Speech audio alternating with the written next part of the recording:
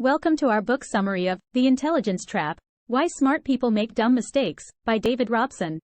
In this insightful book, Robson explores the concept of intelligence and how it can lead to biased thinking and poor decision-making. He highlights various cognitive biases that intelligent people are susceptible to, and provides practical advice for how to avoid these traps. Join us as we delve into the thought-provoking ideas presented in this book and discover how we can all improve our decision-making skills. Chapter 1: The Intelligence Paradox. The first chapter of the book explores the paradox of intelligence, which is that while intelligence is often seen as a positive trait, it can also lead to negative outcomes. For example, highly intelligent people may be more prone to overconfidence and may dismiss the ideas of others too easily. Robson uses the example of a group of highly intelligent people who designed a faulty bridge that collapsed, killing several people. He argues that their intelligence led them to believe that they were infallible, causing them to overlook critical design flaws. Chapter 2: The Limits of Expertise. In this chapter, Robson explores the limitations of expertise.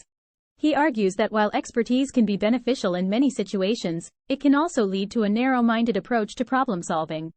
Experts may be so focused on their particular area of expertise that they overlook important information from other fields.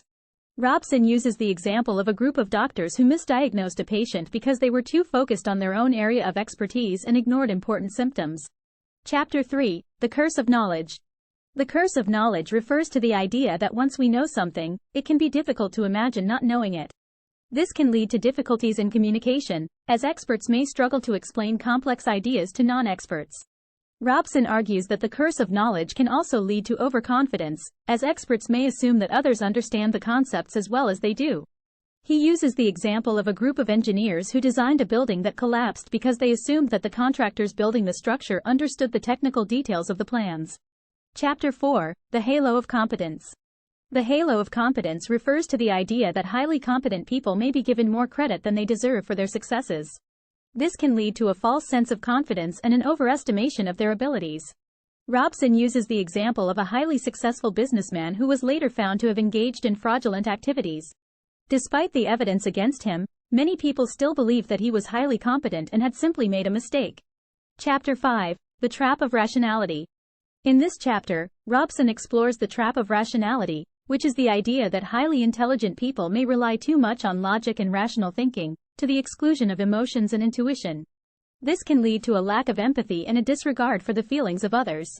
Robson uses the example of a highly intelligent scientist who dismissed the concerns of a colleague, leading to a serious accident. Chapter 6: The Bias Blind Spot. The bias blind spot refers to the idea that while we may be aware of cognitive biases in others, we may be blind to our own biases. This can lead to a lack of self-awareness and an inability to correct our own thinking. Robson argues that even highly intelligent people are susceptible to this bias, and provides examples of how it can lead to poor decision-making. Chapter 7: The Curse of Thinking Too Much. The curse of thinking too much refers to the idea that highly intelligent people may overthink things to the point where they become paralyzed and unable to make decisions. Robson argues that this can be particularly problematic in situations where quick decision-making is required, such as in emergency situations. He uses the example of a highly intelligent surgeon who struggled to make decisions during a complex surgery, leading to a poor outcome for the patient. Chapter 8: The Wisdom of Emotional Intelligence. In the previous chapter, Robson explores the idea of emotional intelligence and how it can help intelligent people avoid the traps of biased thinking.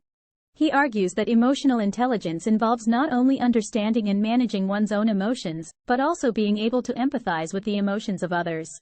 Robson provides examples of how emotional intelligence can lead to better decision-making, such as a CEO who successfully navigates a company through a crisis by understanding the emotions of employees and customers. Chapter 9: The Intelligence Toolkit.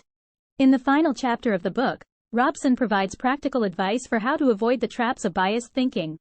He suggests that intelligent people should cultivate self-awareness, seek out diverse perspectives, and challenge their own assumptions. He also suggests that emotional intelligence can be developed through practice and by seeking out feedback from others. Robson concludes that while intelligence can be a powerful tool, it can also lead to biased thinking and poor decision-making. By being aware of the traps of biased thinking and using the tools of emotional intelligence, highly intelligent people can avoid these pitfalls and make better decisions. Overall, The Intelligence Trap is a thought-provoking and insightful book that challenges our assumptions about intelligence and its relationship to decision-making.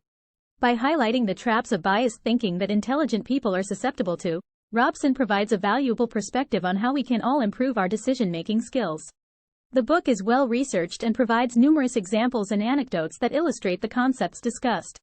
Highly recommended for anyone interested in the intersection of psychology and decision-making. If you like this summary, then subscribe to my channel, and if you want to purchase this book, check out the link given in description box.